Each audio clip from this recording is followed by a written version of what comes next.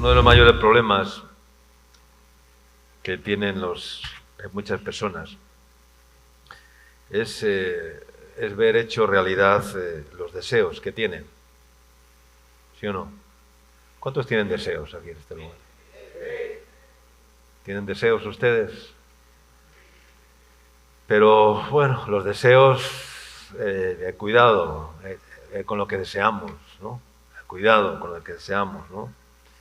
Los deseos más bien son propósitos personales que cada uno se hace en su corazón.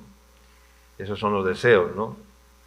Pero los deseos para que se vean cumplidos, pues hay que hacer algunas cosas, ¿no? Y dice un refrán que del dicho al hecho va un trecho, ¿no? Y esto es muy real, ¿no? Porque la mayoría de las personas no consiguen que los deseos que anhelan o que buscan en sus vidas se cumplan, ¿ya? Y de los propósitos que hacemos en nuestras vidas para verlos hechos realidad y que se cumplan, pues hay un camino por recorrer, ¿no? Y en ese camino, pues hay muchos que se quedan trabados, que no consiguen alcanzar lo que desean y entonces se quedan frustrados, enfrían su fe, apagan la fe, enfrían su amor por Dios, se alejan del camino, porque esperaban algo que nunca llegó, porque esperaban de repente otra cosa, porque pensaban que los caminos del Señor eran diferentes a los que ellos habían planificado, ¿no? A veces ocurre eso, ¿no? Porque dice la palabra en Proverbios capítulo 13, versículo 12, dice que la esperanza que se demora, ¿qué dice? Que es tormento para el corazón. La esperanza que se demora es tormento para el corazón. ¿Y por qué dice que la esperanza que se demora es tormento para el corazón? Pues porque es muy dolorosa la decepción ante una expectativa que nunca llega, ¿verdad? Si tú estás esperando algo, ¿verdad? Y estás con la expectativa de que en cualquier asunto, ¿no? De la vida, ¿verdad? Y no llega, y no lo alcanzas, pues entonces eso produce un dolor en el corazón, en la vida, en el alma, ante un deseo que no se cumple. Seguramente Salomón, que fue quien escribió el libro de los Proverbios y escribió este versículo, entendió en su vida esto, porque nadie puede escribir lo que no ha entendido, lo que no ha experimentado, y más en un libro de la Biblia tan importante como es el libro de los Proverbios. Y entendió muy bien qué son las esperanzas frustradas, ¿no? Porque si analizamos la vida de Salomón, leyendo el libro de Eclesiastés, nos damos cuenta rápidamente. ¿Cuántos han leído el libro de Eclesiastés? Si lees, ¿cuántos? Solo yo he leído el libro de Eclesiastés. Si lees los primeros capítulos del libro de Eclesiastés, pues allí verás cómo Salomón manifiesta, abre su corazón, empieza a relatar, dice: dije yo en mi corazón, ven ahora, te probaré con alegría y gozaré de bienes. Y entonces comienza a decir, pues, lo que hizo, lo que construyó, lo que tuvo, que tuvo criadas, que tuvo palacios, que tuvo no sé qué, que hizo esto, que hizo aquello, que hizo... O sea, hizo un montón de cosas, ¿no? Porque fue un hombre bendecido por Dios, porque, bueno, Dios, como sabemos, le pidió sabiduría a Dios para gobernar aquel pueblo después de que David, su padre, murió. Y entonces se veía tan falto y le dijo el Señor: pídeme lo que quieras. Y Salomón le pidió sabiduría para gobernar aquel pueblo tan grande, ¿no? Y entonces el Señor le dijo: mira, no solamente te voy a dar sabiduría, porque como no has pedido para ti, egoístamente, no has pedido para ti riquezas, no has pedido para ti prosperidad, no has pedido para ti, sino que has pedido algo muy coherente, has pedido sabiduría para gobernar al pueblo. O sea, no has pensado en ti, has pensado en quién, has pensado en el pueblo. Entonces el Señor le dijo, por cuanto has pedido esto, yo no solamente te voy a dar sabiduría, sino que te voy a dar riquezas, te voy a dar honra, te voy a hacer prosperar tus caminos, tus obras. Y así fue, ¿no? Y fue el rey o el reinado más próspero en la historia del pueblo de Israel, el reino de Salomón. Hasta la reina de Saba, que era un reino próspero e importante en aquella época, al oír de lo que estaba pasando en Israel con el rey Salomón, pues entonces la reina de Saba dijo, voy a ir a visitarle y voy a ver qué está haciendo este hombre, cómo está consiguiendo todo esto, ¿no? Y lo quería ver con sus propios ojos, decía, no es que me lo digan, yo quiero verlo. Y la reina de Saba se presentó delante de Salomón y Salomón le mostró todas sus riquezas y toda su prosperidad y todo su esplendor, ¿no? Y entonces Salomón, en ese capítulo 2, si lo lees, hay una parte que dice, no negué a mis ojos, dice, cosa alguna que desearan. Dice, no negué a mis ojos ninguna cosa que desearan. Porque ¿por dónde entran los deseos? Por los ojos. Dice, no negué a mis ojos, dice, ninguna cosa que desearan. Dice, ni aparté mi corazón de placer alguno. O sea, todos los placeres de este mundo, ni aparté mi corazón de placer alguno, porque mi corazón se gozó de todo mi trabajo y esta fue mi parte de toda mi faena.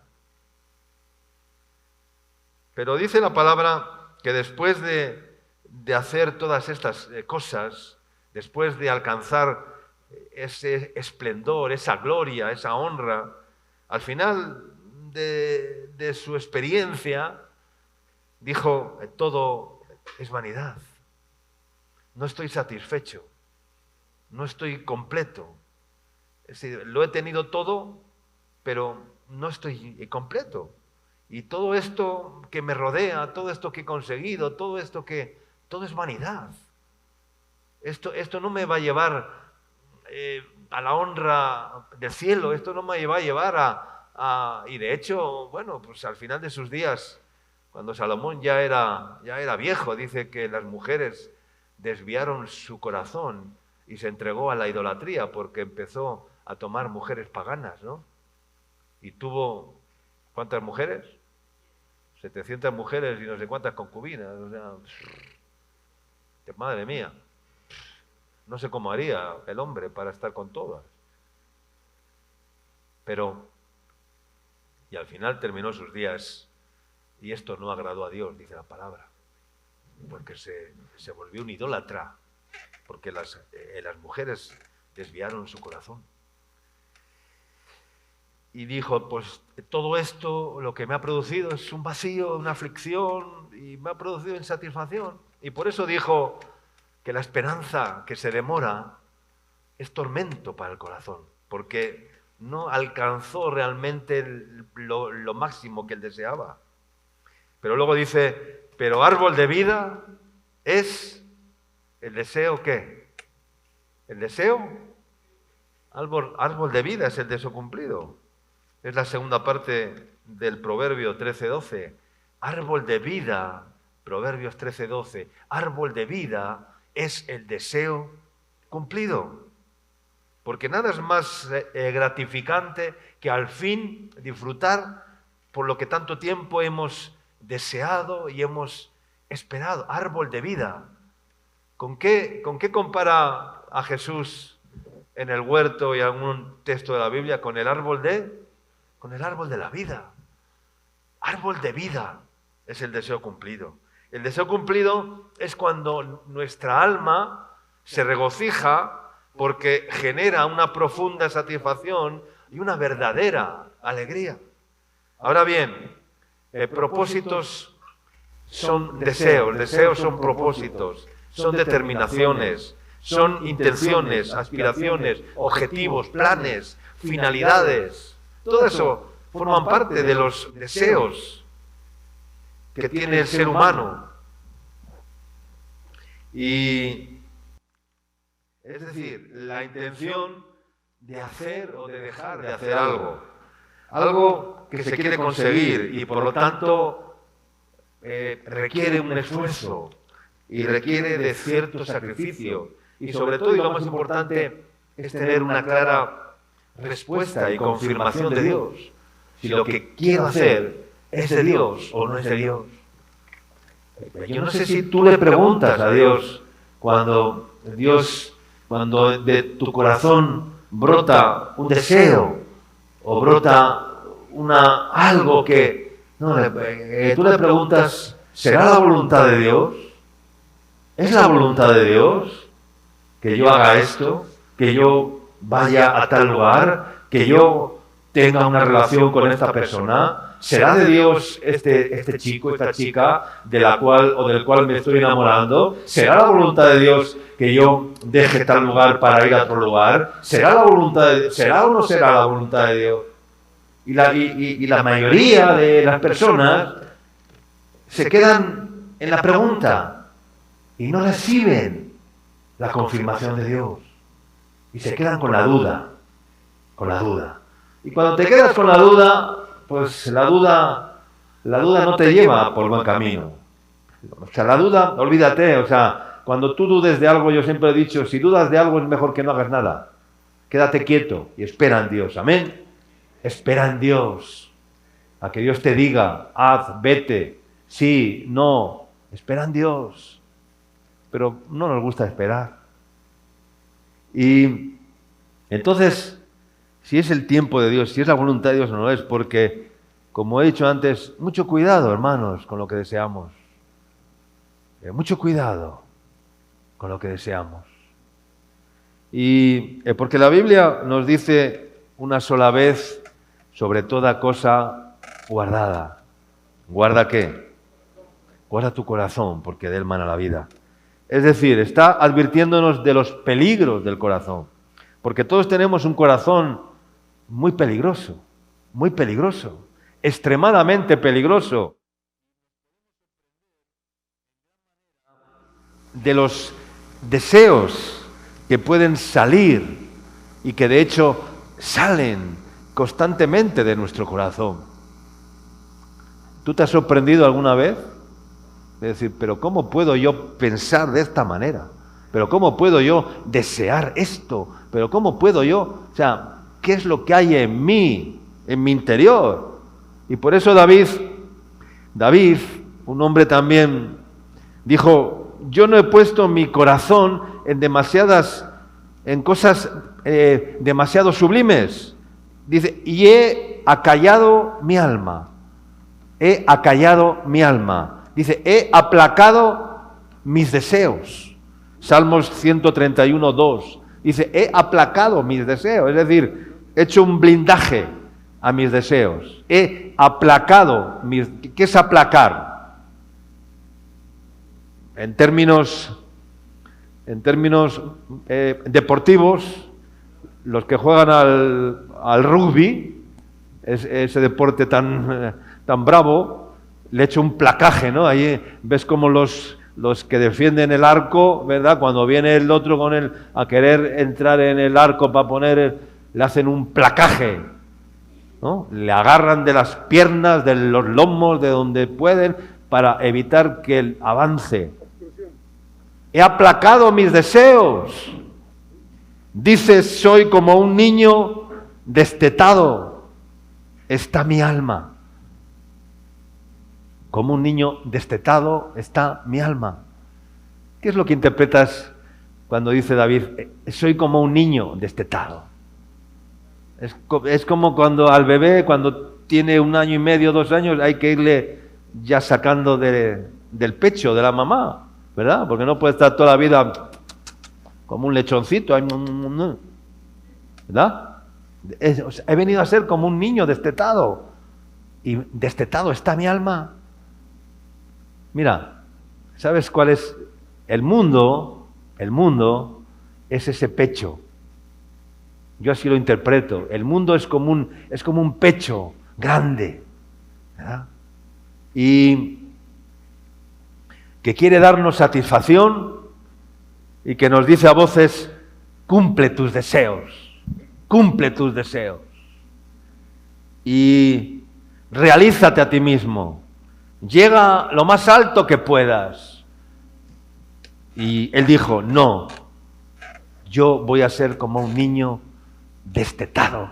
Me voy a separar de este pecho que me demanda y que me exige y que me ofrece algunas cosas que yo tengo que decir no, amén. Que yo tengo que aplacar mis deseos. Yo voy a esperar en Dios, amén. Porque yo solamente quiero que en mi vida se cumpla y se haga la voluntad de Dios, amén. Leamos el libro de Jueces, capítulo 5, versículo 1 en adelante. En este capítulo 5 es el cántico de una mujer llamada Débora, una mujer profetisa, una mujer, la primera mujer juez en tiempos de los jueces de Israel, una mujer valiente y decidida. ¿Sabe lo que significa Débora? Abeja. Abeja o avispa. Débora en hebreo significa abeja. ¿Hay aquí alguna Débora? Creo que hay una por ahí, ¿no? No sé si habrá alguna más. Yo por lo menos conozco una. Una abejita. Yo conozco una abejita que se tiene que convertir en una Débora, pero como la de la Biblia. Y creo que la falta bastante todavía. ¿Ah? Para que sea una abeja, avispada, despierta, valiente, decidida. Y ese es el cántico de Débora. Una mujer que Dios levantó para liderar al pueblo de Israel, junto con otro juez militar, varón, llamado Barak, cuyo nombre significa relámpago. Barak significa relámpago. Y conmemora la victoria de Israel sobre los cananeos y alaban a Dios por la liberación de la opresión de un rey malvado llamado Jabín y la muerte del comandante malvado de sus ejércitos llamado Sísara, ¿no? Enfatizando la decidida participación de la mayoría de las tribus, de las 12 tribus de Israel: Efraín, Benjamín, Zabulón, Rubén, Isaacar, Dan, Aser, Neftalí, etcétera, etcétera. Viniendo de diversas regiones, como de Amalek, como de Galaad, como de la Ribera del Mar y de otros lugares.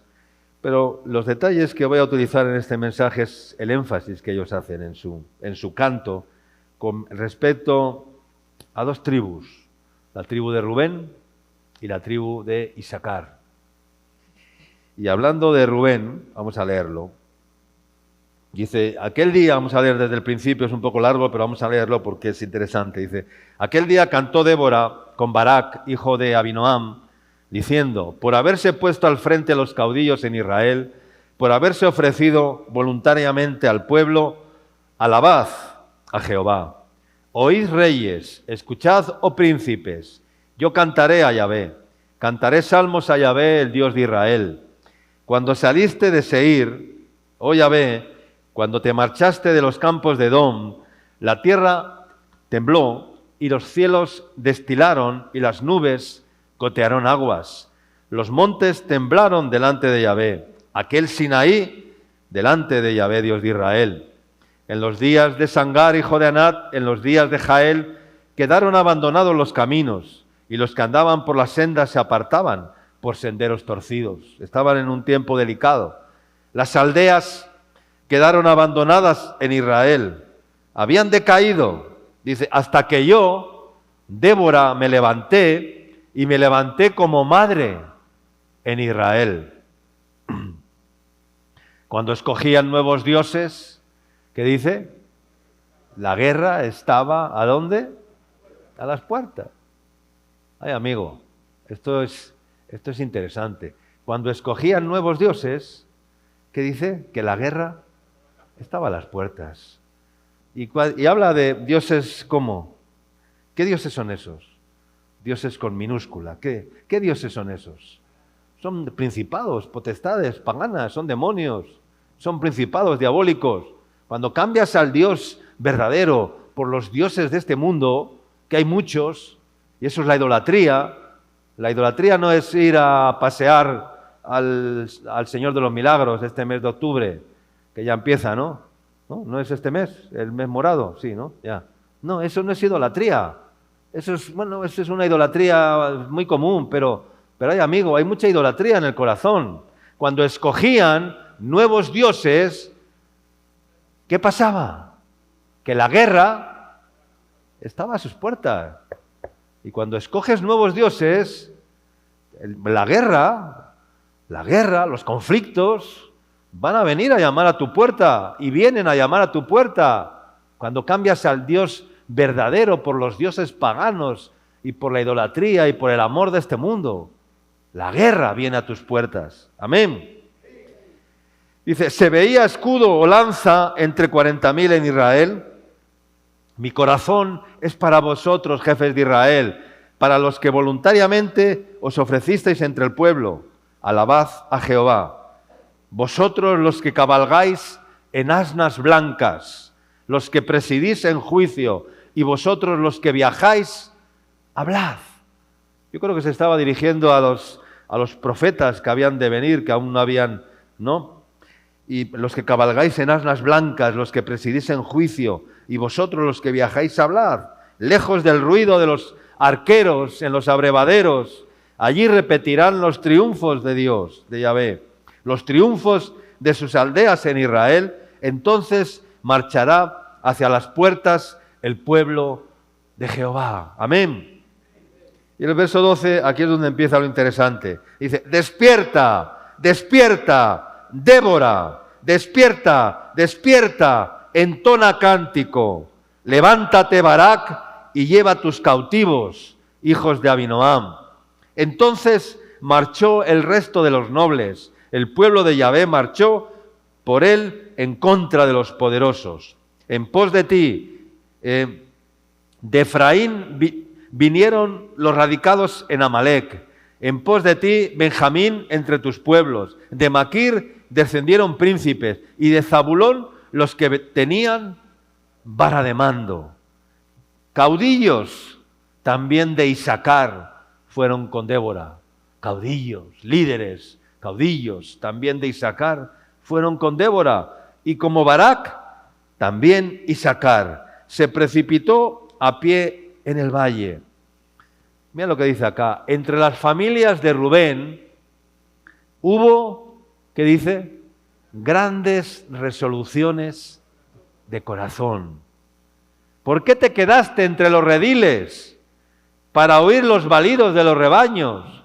Como diciendo, ¿por qué te quedaste ahí estabulado? ¿Por qué te quedaste ahí parado? ¿Por qué te quedaste ahí entre los rediles para oír los balidos de los rebaños? Otra vez dice, entre las familias de Rubén hubo grandes propósitos de corazón. Galad se quedó al otro lado del Jordán. Y Dan, ¿por qué se estuvo junto a las naves? Se mantuvo a Ser a la ribera del mar y se quedó en sus puertos. Se quedó ahí en sus puertos, ahí en el lugar seguro, ¿no? Nos estaba diciendo que se mantuvo a Ser en la ribera del mar y se quedó en sus puertos. No salió a la mar, no salió a navegar, no salió a... El pueblo de Zabulón, ¿qué dice? Expuso su vida hasta la muerte. El pueblo de Zabulón. Y Neftalí en las alturas del campo. Vinieron reyes y entonces pelearon los reyes de Canaán en Tanac, junto a las aguas de Megido, mas no llevaron ganancia alguna de dinero. Amén. Hay un énfasis que es lo que quiero destacar, lo que hemos leído, dice, entre las familias de Rubén hubo grandes resoluciones de corazón, hubo grandes propósitos del corazón. Hay una realidad que nos presenta en todos los aspectos de nuestra vida y en la obra de Dios. La mayoría de las personas saben lo que hay que hacer para cambiar las cosas, para mejorar las cosas. Saben lo que hay que hacer, pero no alcanzamos a concretar los objetivos. Cada uno sabe lo que tiene que hacer. Tú sabes lo que tienes que hacer para que tu vida mejore espiritualmente, para que tu vida crezca espiritualmente. No eres necio, no estás ajeno al conocimiento de los planes de Dios, de los propósitos de Dios. Cada uno sabe lo que tiene que hacer. Lo que pasa es que no hacemos lo que sabemos que tenemos que hacer. Hacemos todo lo contrario. Porque no hago el bien que quiero, sino el mal que no quiero. Eso hago, como decía el apóstol Pablo. No hago el bien que quiero, sino el mal, que sé que está mal y que no quiero hacer, eso hago. Entonces hallo en mí una ley, que es la ley del pecado, la cual me arrastra a hacer el mal. Por una parte me deleito en la ley de Dios. Vengo al culto y me deleito y quiero cantar y quiero alabar y quiero gozarme en el Señor y todo muy bien y me deleito en cierta manera en la ley de Dios. Pero luego hay una ley en mis miembros, en mi cuerpo mortal, que me arrastra a hacer el mal, la ley del pecado, miserable de mí. ¿Quién me librará de este cuerpo de muerte? Pero bueno, es evidente que el primer paso es tener grandes resoluciones de corazón, objetivos claros que podemos realizar, pero esto solo no es suficiente. Los grandes propósitos de corazón son realizados si Dios encuentra personas que estén dispuestas a tomar grandes resoluciones de corazón. Los grandes propósitos de Dios, los grandes propósitos de Dios, los grandes, vamos a llamarle, deseos, propósitos de Dios en la Biblia, en la palabra, solo fueron posibles cuando Dios buscó y encontró personas dispuestas a tomar grandes propósitos de corazón y hacer lo que tenían que hacer para que eso se cumpliera. ¿Cuánto dicen amén? Para Abraham, ¿cuál fue su mayor desafío? ¿Cuál fue? Dejar su tierra, salir de su casa, salir de su parentela. Ve a la tierra que yo te mostraré y haré de ti una gran nación. Ese era el propósito de Dios. Pero Abraham sabía cuál era el propósito de Dios y obedeció y tuvo que salir de su casa, de Ur de los Caldeos, de su tierra. Y por fe, dice, salió sin saber a dónde iba, dice la Biblia en Hebreos 11. Esto es maravilloso. No tenía GPS, no tenía brújula, no tenía Waze, ni tenía Google Maps, ni nada de eso. O sea, él salió guiado por Dios. No había pastores, no había iglesias, no había sinagogas, no había nada. Solamente era yo y Dios, Dios y yo. Y Dios le dijo, ve, sal de tu casa, sal de tu tierra y ve. Y entonces el propósito de Dios se cumplió. Se cumplió. Hizo de él una gran nación. En tu simiente serán benditas todas las familias de la tierra. Amén. El que bendijere a Israel será bendito. El que maldijere a Israel será maldito. Amén. Abraham, en Nehemías fue abandonar un cómodo y próspero trabajo para aceptar un desafío increíble, ¿no? Ser el copero del rey Artajerjes, estar en el palacio del rey para decir, no, a ver, Jerusalén está destruida, los muros están derribados, las puertas están quemadas, yo tengo que salir del palacio, yo tengo que dejar de ser el que le sonríe al rey y le pone la cara bonita cuando le lleva las copas de vino y las copas de oro y tal, y le pone ahí al rey y tal, ¿no? Esto es muy agradable mientras duró, pero ahora me toca ir a reconstruir los muros, porque ese era el propósito de Dios. Y Nehemías fue, amén. ¿Fue o no fue? Claro que fue. Pablo describe la gran decisión de su vida cuando dice, y yo con el mayor placer, dice, gastaré de lo mío, y aún yo mismo me gastaré del todo por amor de vuestras almas, aunque amándoos más sea amado menos. Y Jesús diciendo, Jesús, Señor, pase de mí esta copa, pero que no se haga mi voluntad, sino la tuya, ¿no? Ese fue el desafío de Jesús. Ese era el deseo del Padre, ese era el propósito de Dios. Y Jesús tuvo que sufrir todo por que el propósito de Dios se cumpliera. Porque árbol de vida es el deseo cumplido, es el propósito de Dios cumplido. Amén, hermanos. Entonces, hermanos, mira, las buenas intenciones no bastan. ¿Cuánto dice amén? No bastan, no es suficiente. Sabes que el diablo se ríe de las buenas intenciones de muchos seres humanos. Amén. Incluso de muchos cristianos que solamente tienen buenos deseos, buenas intenciones.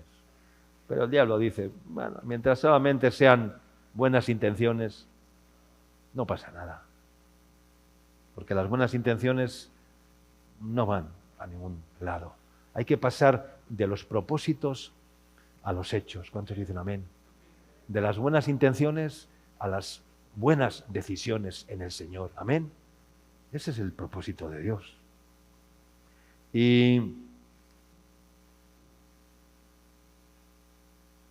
hay dos maneras de vivir el Evangelio. Una, vivir lleno de buenos propósitos solamente. Y la segunda es exponiendo nuestras vidas para que esos propósitos se cumplan. Amén.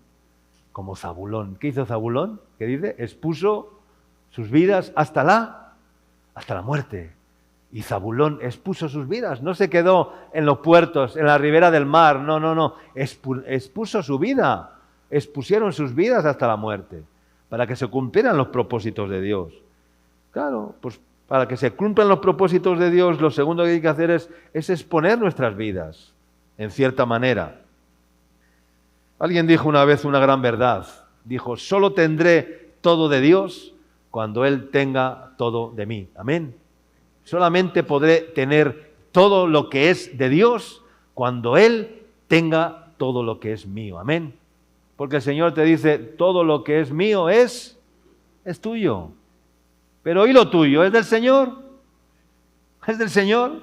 Cuando Dios te abre las manos, te abre las puertas y te dice, hijo mío, hijo mía, todo lo mío es tuyo, para que disfrutes de ello, para que te goces de ello y para que te beneficies de ello. Pero luego el Señor te dice, pero ay amigo, ¿y lo tuyo es mío? Dice, mi casa es tu casa, pero ¿tu casa es mi casa? ¿O tu casa es un cerrojo de alcázar? ¿Ya?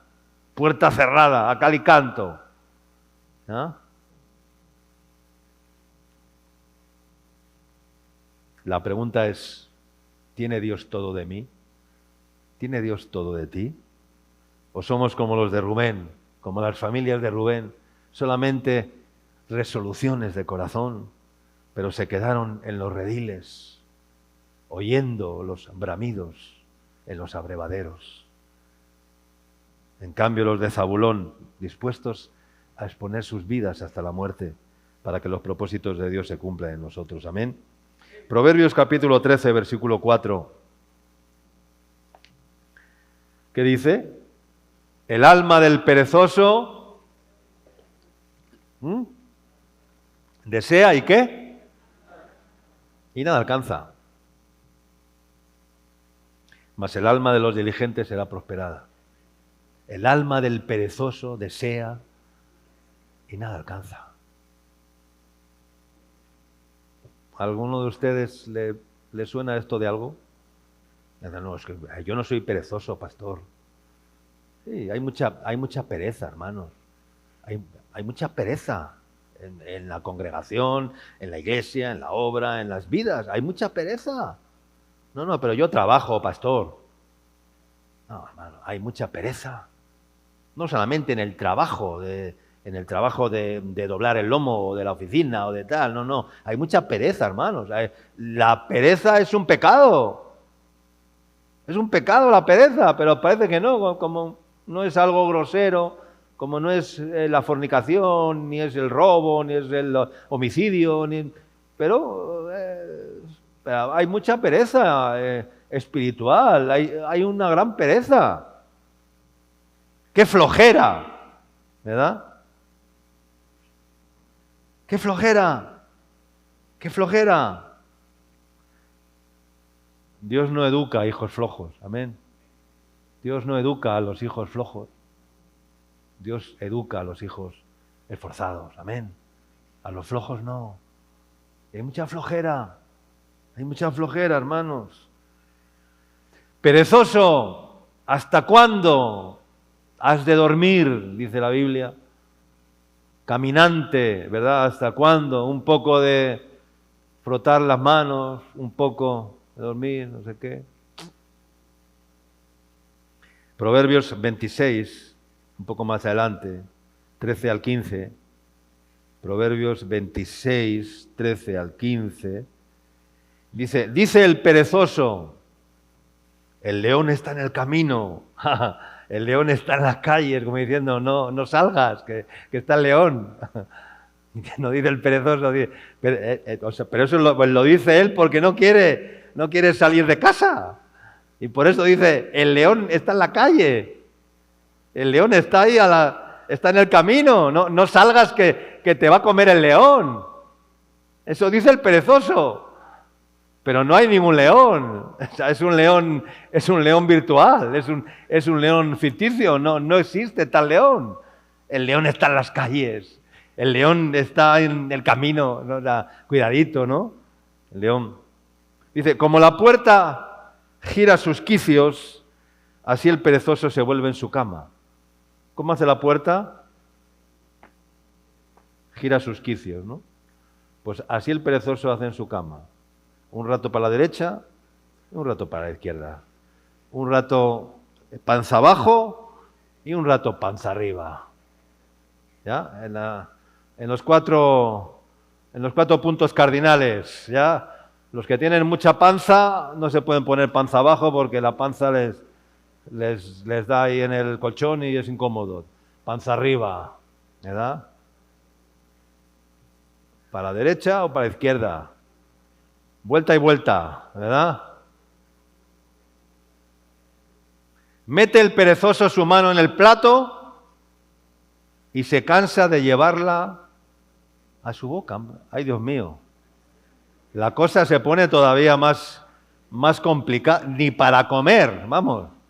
Ni para llevarse la cuchara a la boca, imagínate. Mete el perezoso su mano en el plato y cuando la va a llevar a la boca dice, no, es que ya el brazo se me cansó de levantar la cuchara. Por favor. Madre mía. Es impresionante la Biblia. Es impresionante lo que la Biblia nos enseña. Es impresionante.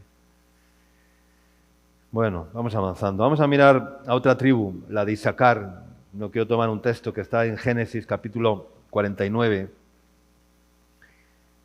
que es con lo que quiero finalizar ya esta última parte. Génesis 49, verso 14 y 15. Dice, Isaacar, dice, asno fuerte, que se recuesta entre los apriscos, y vio que el descanso era bueno y que la tierra era deleitosa, y bajó su hombro para llevar y sirvió en tributo. ¿A qué te suena esto, no? Asno fuerte, ¿no? Un asno, un burro, siervos en tributo a Dios, es decir, en pago a Dios, en agradecimiento, diría yo, que bajan su hombro ¿para qué? ¿Para llevar qué? ¿No? ¿Para qué bajan su hombro?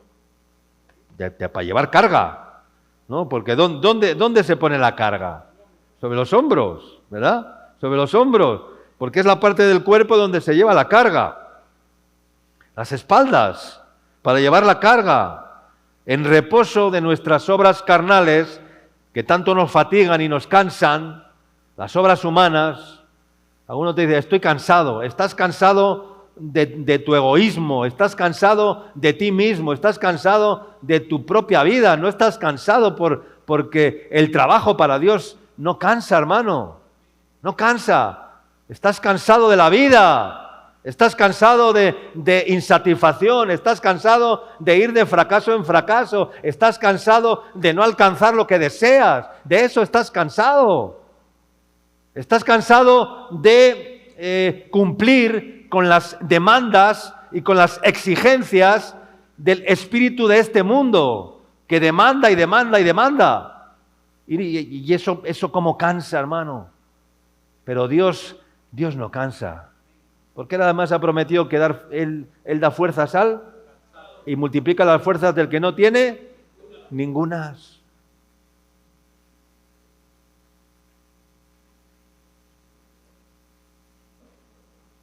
Dios no cansa. Es el egoísmo del hombre lo que le cansa al hombre. Los caminos equivocados del hombre son los que más cansan. Los egoísmos, las codicias, las envidias, las codicias necias y dañinas. Eso es lo que más cansa al corazón del hombre. Y entonces el nombre de Isacar está relacionado pues con el asno, con el burro, con el burrito, considerado el siervo de Dios que lleva a Jesús montado encima, ¿no? Por todas partes, que es todoterreno, que no retrocede, haga frío, haga calor, en abundancia, en escasez, como humildes asnos y burritos del Señor. Y dice que bajó su hombro para llevar y sirvió en tributo. Esto me habla también de la humildad, ¿no? Del servicio por amor, de la humildad, de bajar el hombro, de doblar la cerviz, de humillarse delante de Dios, del servicio, de servir a un señor, no a dos señores, porque no se puede servir a dos señores, porque Señor solo hay uno. ¿Cuántos dicen amén? Oye Israel, el Señor uno es. Oye Israel, el Señor uno es. Amarás al Señor tu Dios. Amén. Con todo tu corazón, de todo tu alma y con todas tus fuerzas. Amén.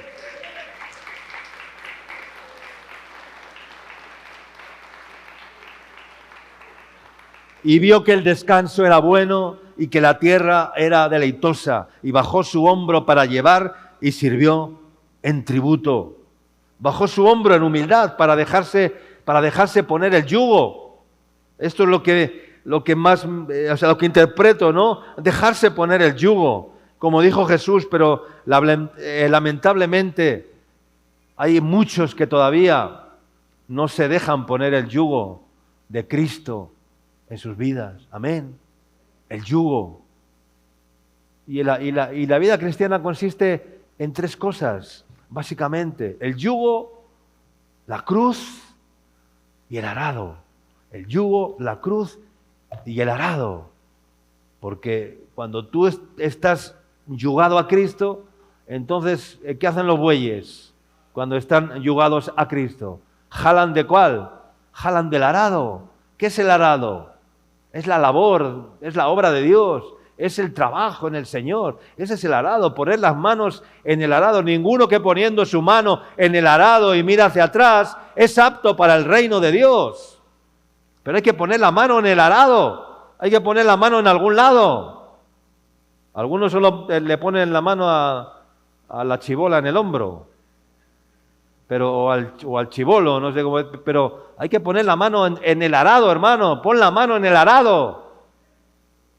El yugo, la cruz y el arado. No te olvides de estas tres cosas en la vida cristiana. No se puede vivir sin yugo, no se puede vivir sin cruz y no se puede vivir sin arado. Hay que tener un arado donde poner las manos, donde empujar, donde jalar del arado. como el profeta Eliseo, que cuando Elías le llamó, dice que era un labrador, estaba arando el campo con 12 yuntas de bueyes y él tiraba de la última, dice, y Eliseo le llamó para que fuera su sucesor. Elías, perdón. El arado. Pero estamos hablando del yugo también, bajar el hombro en tributo para ser yugados en Cristo Jesús. Amén. ¿Estás yugado a Cristo? ¿Estás yugado a Cristo? ¿Un yugo con Cristo? El que se une a una ramera, dice, se hace, ¿no? Hay un texto que dice en Corintios, ¿no? El que se une a Cristo, un espíritu es con él, dice la palabra. Un espíritu es con él, yugados. Y por eso quiero terminar leyendo Mateo 11, 25 al 29. Creo que esto se compartió el día jueves. Dice, en aquel tiempo, respondiendo Jesús, dijo, te alabo, Padre, Señor del cielo y de la tierra. Te alabo, Padre, Señor del cielo y de la tierra, porque escondiste estas cosas de los sabios y de los entendidos y las revelaste a los niños. Sí, Padre, porque así te agradó. Dice, todas las cosas me fueron entregadas por mi Padre, y nadie conoce al Hijo sino al Padre, ni el Padre conoce a alguno sino el Hijo, y aquel a quien el Hijo lo quiere revelar. Amén. Verso 28, venid a mí, todos los que estáis trabajados y cargados, y yo os haré descansar. Llevad mi yugo sobre vosotros, bajad el hombro y servid en tributo. Bajad el hombro y llevar, dice, y os llevaré a tierras deleitosas. Hemos leído con Isacar, y os haré descansar. Llevad mi yugo sobre vosotros y aprended de mí, que soy manso y humilde de corazón, y hallaréis descanso para vuestras almas, porque mi yugo es fácil y ligera es mi carga. Amén. Lo sabemos de memoria. Dice, todos, venid a mí, todos y todas los que estáis cansados y trabajados, ¿verdad? Pero no estamos cansados y trabajados de trabajar, hermano. No, estamos cansados por no descansar en el Señor. Amén. Cansados por no descansar en el Señor. Descansa en el Señor. Echa tu carga sobre Él. Amén. ¿Cuántos declaran que tienen al Señor en sus vidas? Casi todos, ¿verdad? Declaramos que tenemos al Señor, pero eso no significa que hayáis encontrado o que hayamos encontrado el verdadero reposo, el verdadero descanso, porque si aún no eres libre de aquello que te consume, de aquello que te irrita, de aquellas cosas que son difíciles de encajar, de asimilar, de las luchas y conflictos que se generan en tu entorno, en tu vida, etcétera, etcétera, pues entonces no puedes descansar. Y el Señor está haciendo una invitación, está diciendo, venid a mí, todos los cargados y trabajados, porque yo os haré descansar. Amén. ¿Tú crees que se puede descansar en el Señor? ¿En los brazos de Jesús? ¿En los brazos del Señor? Sí, pero lo sabemos, pero no vamos a descansar a los brazos del Señor. Nos cuesta descansar en el Señor, bajar el hombro, bajar la cerviz y dejarnos poner el yugo de Cristo. Amén. Porque Jesús en la cruz no solamente llevó los pecados, no solamente llevó nuestras culpas, no solamente llevó nuestras enfermedades, sino que Él también llevó nuestras ansiedades, nuestras cargas, etcétera, etcétera. Amén.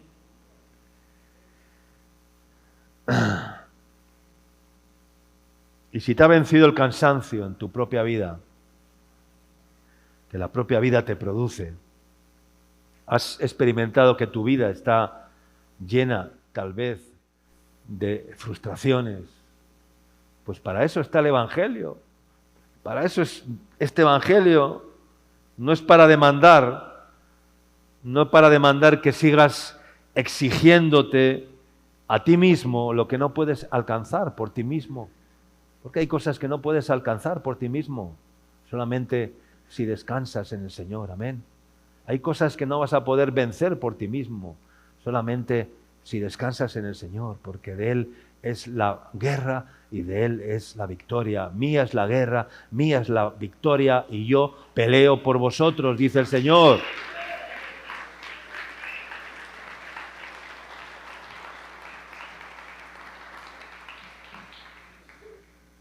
¿Cuál es el peso que te cargas sobre tu hombro, que no es de Dios, que te aplasta? ¿Cuál es ese peso? ¿Cuál es esa sombra que te persigue? ¿Cuál es esa sombra qué es lo que te persigue? ¿Qué es lo que te acosa?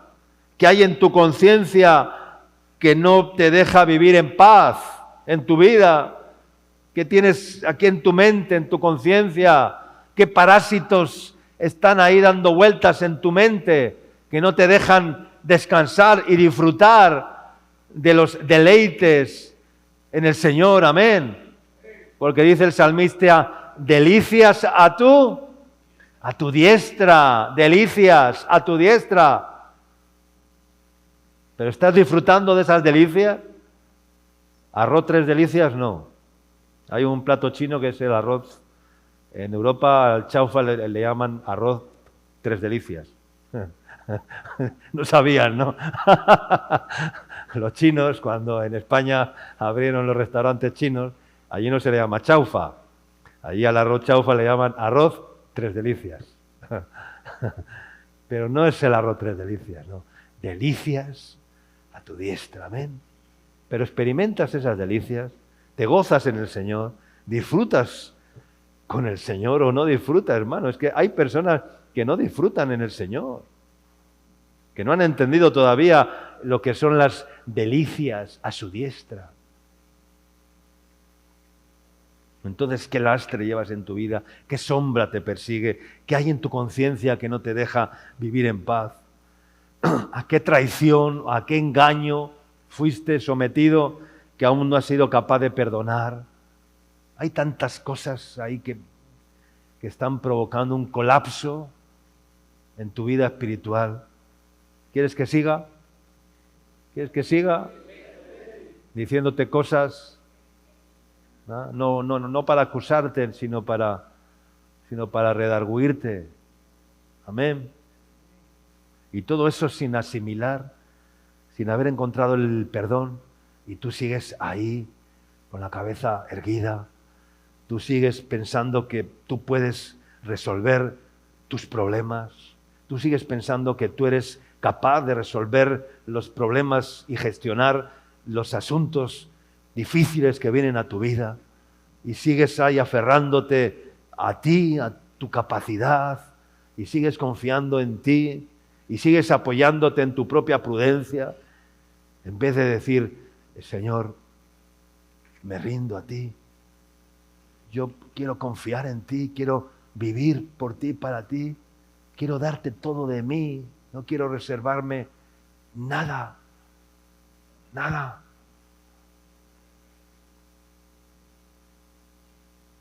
Llevad mi yugo sobre vosotros y aprended de mí, que soy manso y humilde de corazón, y hallaréis descanso para vuestras almas.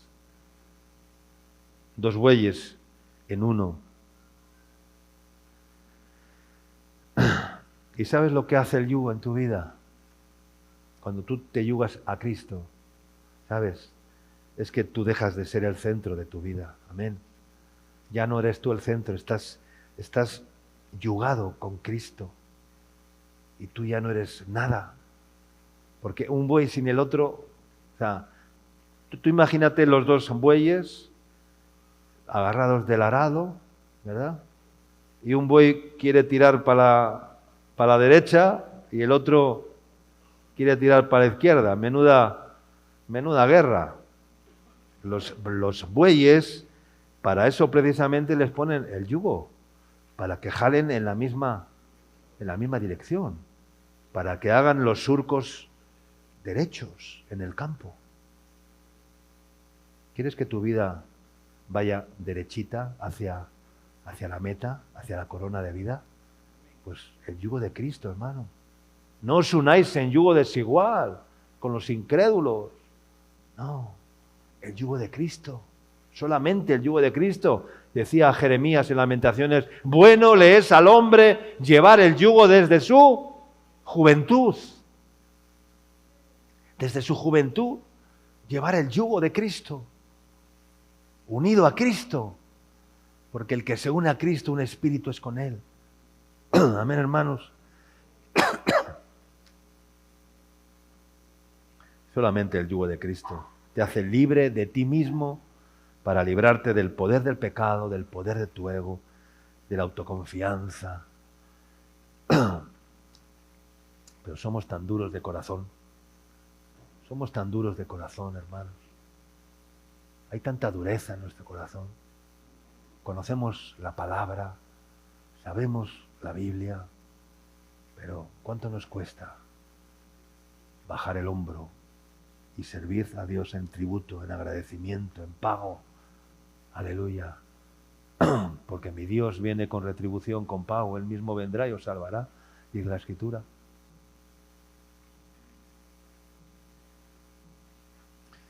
Bien, gloria a Dios. Dice Filipenses 2:13, dice, porque Dios es el que produce en vosotros, ¿qué? ¿Qué? El querer, ¿cómo? El hacer. ¿Quién es el que produce el querer como el hacer? Es Dios. Nosotros a veces lo que producimos es el querer, la intención, el querer. Sí quiero dejar de tomar, sí quiero dejar de hacer esto, sí quiero dejar de estar, sí quiero, pero quiero pero no puedo. Eso me pasaba a mí cuando era un drogadicto. Quería pero no podía. Claro que quería dejar las drogas, claro que quería dejar esto y aquello, claro que quería, pero no podía, porque era un esclavo. Pero Dios no, Dios dice, yo voy a producir en vosotros el querer como el hacer, por su buena voluntad. El querer como el hacer. Dios es el que produce el querer como el hacer. ¿Qué es el querer? El querer es la intención de tener, de poseer, de lograr algo, decidir algo, tomar una determinación. Eso es querer. Eso es muy fácil. Yo quiero esto, yo quiero, claro, y todos queremos cosas buenas en nuestra vida, lograr objetivos, alcanzar cosas, pero, ay amigo, cuidado con lo que deseas. Otra vez te repito, y sin ir más lejos, como el Salmo 37:5, ¿qué dice el Salmo 37:5? Confía en Él y Él hará, ¿no? ¿Cómo dice? Encomienda a Jehová tu camino y no confía en Él y Él hará. Ya. Y deleítate en el Señor y Él concederá las peticiones. ¿Qué son las peticiones de tu corazón? Los deseos. Y Él concederá. Pero primero dice, deleítate en el Señor. Porque cuando tú te deleitas en el Señor, los deseos de tu corazón van a ser los deseos ¿de quién? Los deseos de Dios. Amén. Pero te tienes que deleitar, porque si yo me deleito en el Señor, no voy a deleitarme ya más en el pecado, en el mundo, en mí mismo. Me deleito en el Señor, y como me deleito en el Señor, estoy alineado con el Señor, y entonces los deseos de mi corazón, los propósitos de mi corazón, estarán alineados a la voluntad de Dios. Y por eso dice, deleítate en el Señor y Él concederá los deseos de tu corazón. Y entonces será como árbol de vida el deseo cumplido. Porque es la voluntad de Dios. Ese es el deseo.